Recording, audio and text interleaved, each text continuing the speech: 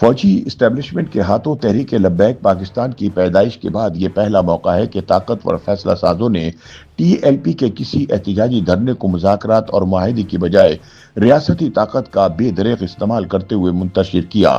لہٰذا یہ کہا جائے تو بے جا نہ ہوگا کہ تحریک لبیک کے خلاف کریک ڈاؤن اسٹیبلشمنٹ کی پالیسی میں واضح تبدیلی کی علامت ہے۔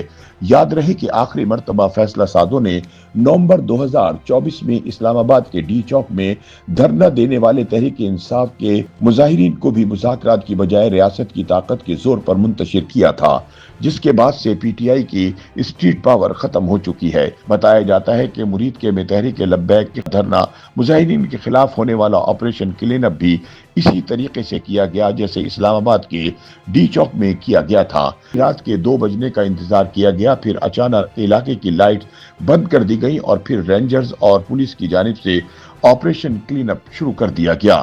یاد رہے کہ ٹی ایل پی نے چند روز قبل بظاہر فلسطینیوں سے اظہار یکجہتی کے لیے احتجاج کا آغاز کیا تھا، تاہم اس دوران غزہ امن معاہدہ ہو گیا، لیکن تحریک لبیک نے اپنا احتجاج جاری رکھنے کا فیصلہ کرتے ہوئے یہ اعلان کیا کہ وہ اسلام آباد میں امریکی ایمبیسی کے سامنے پہنچ کر مظاہرہ کریں گے۔ اس دوران فیصلہ سازوں کو مظاہرین سے مذاکرات کا مشورہ بھی دیا گیا، لیکن بالآخر ایک بڑے کریک ڈاؤن کا فیصلہ ہوا جس کے نتیجے میں احتجاج کرنے والے مظاہرین منتشر ہو گئے۔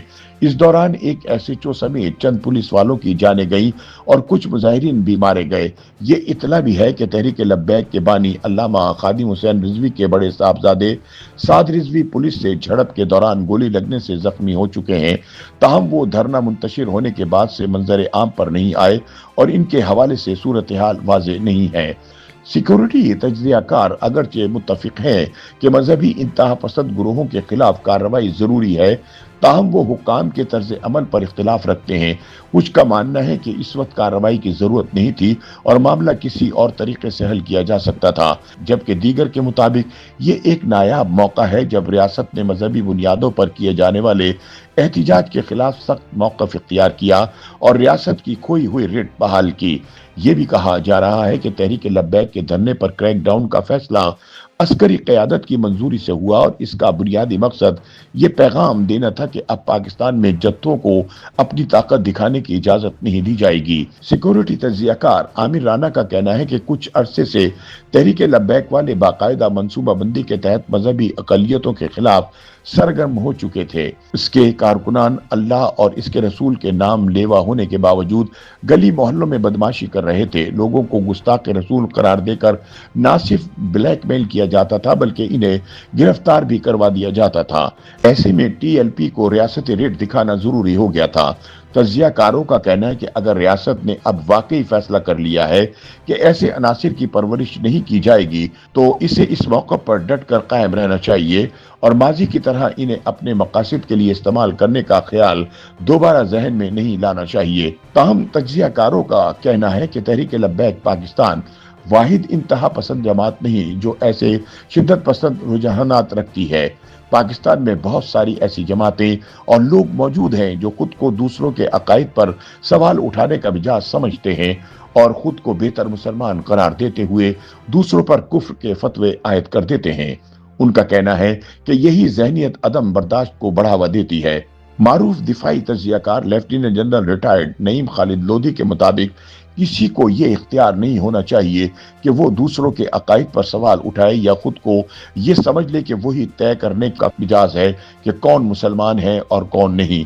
یہ رویہ ناقابل قبول ہے کہ انتہا پسند گروہ دوسروں کی نیتوں پر شک کریں اور خود کو درست سمجھیں۔